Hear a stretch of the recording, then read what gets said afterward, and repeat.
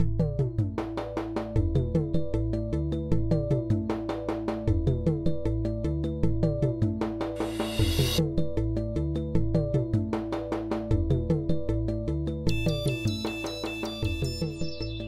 everyone, welcome back.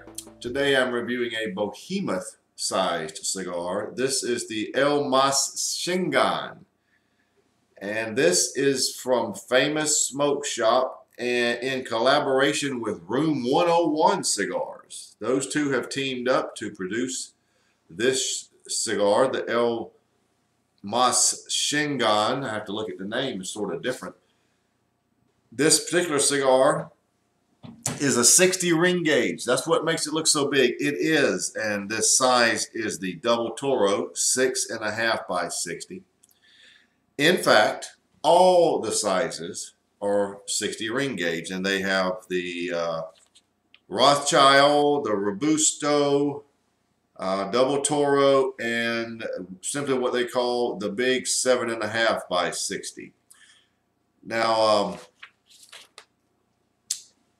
these cigars are a blend of Dominican, Mexican, and Honduran tobaccos.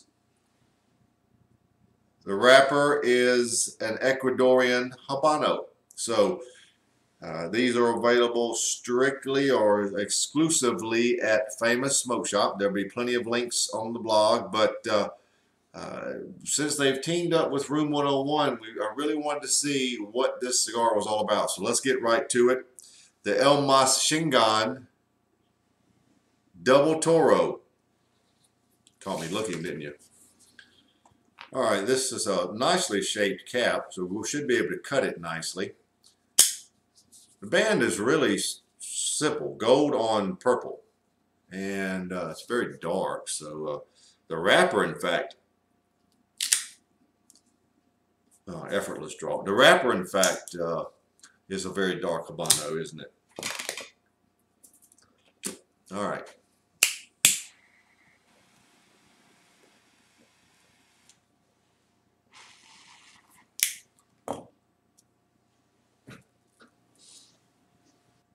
The flavors I'm getting, you've never heard me say before, but I'm going to tell you what it tastes like. That's my job. So there it is. Blackberry, graham cracker, coffee, and what appears to be a little touch of brown sugar. I may have to let that sink in a while for you and me both, but that's what it tastes like.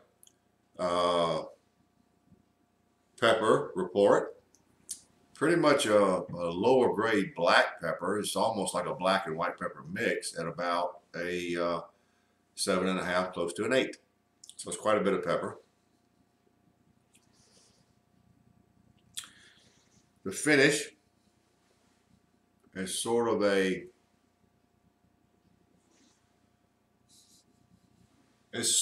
toasted cream, but it has a little touch of butter mixed in with it, and a little bit of lingering black pepper. It's coming across as medium bodied with a strong tendency, it feels like, to go medium to full or more. So that's where we're going to say it starts. Will it change? Probably, but that's just the initial flavors that I'm getting. So let's see where it goes from here.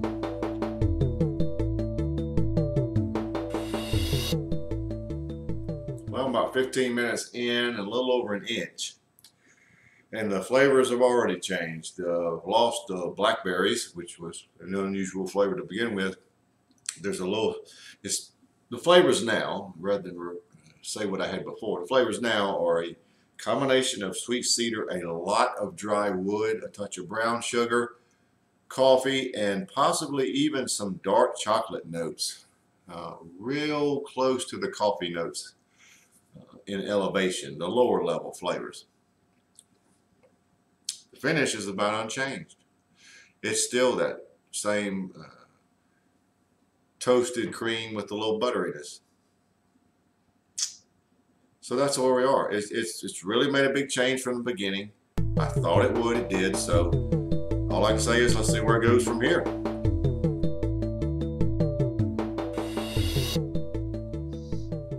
Can't burn much better than that for a huge cigar. That's really pretty good.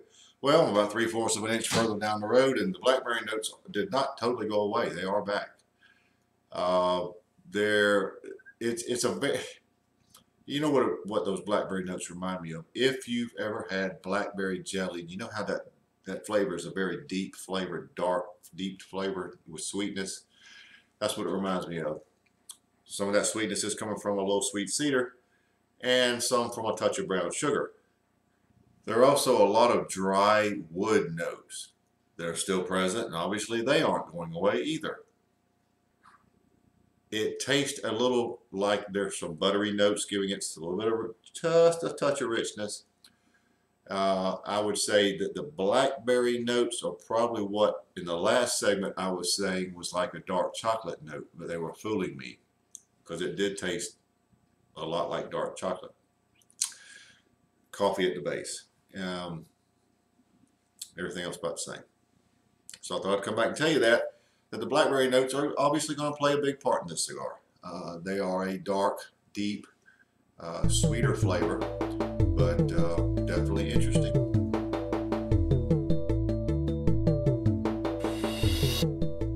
Well, we are past the midpoint, probably approaching the final third, and no big changes. Very consistent cigar from after the beginning stages, after the first inch to now.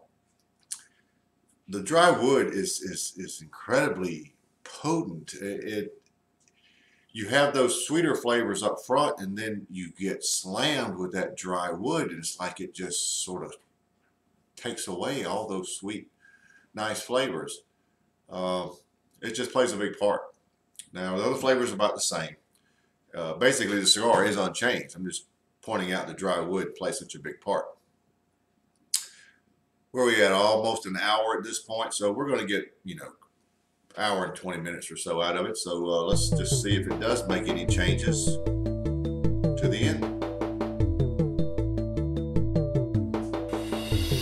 Well, only a couple inches remaining, but it's becoming more apparent that the dry wood is becoming overwhelming. It's taking away some of the sweeter notes on the front side.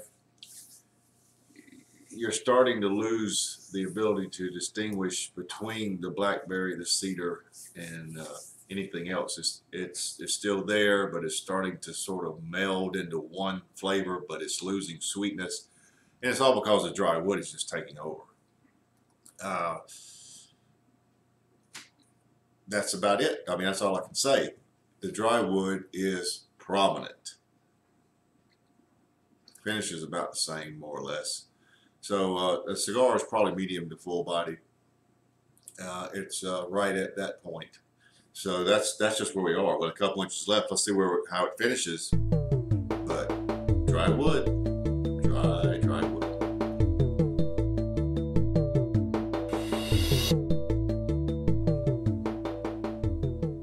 Well, we're down to the end, so let's wrap it up.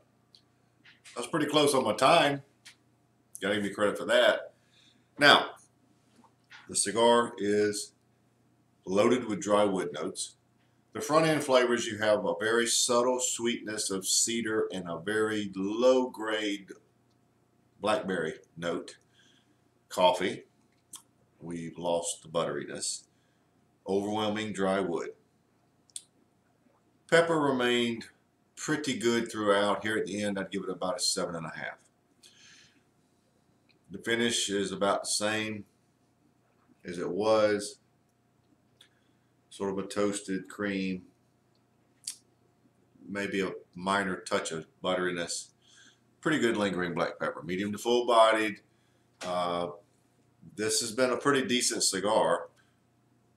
I was very curious to see how it would be because Room 101s have been a very good cigar for me in the past. They teamed up with Famous to make this El Mas Chingon. Pretty good cigar.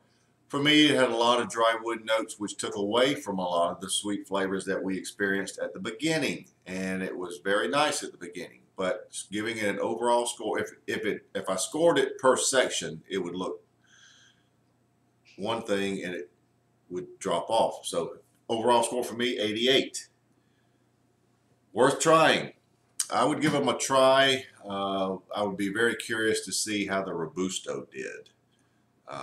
Let's see. The Rothschild is 4.5 by 60. I'm thinking that might be a good size.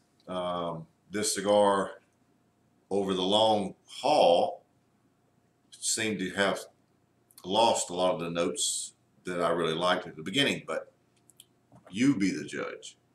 You've seen or heard my assessment. Try them for yourself. Available at Famous now, and links to the Famous site for this cigar are numerous, and they're on the blog. So there you have it. The El Mas Chingon Double Toro, 6.5 by 60, 88.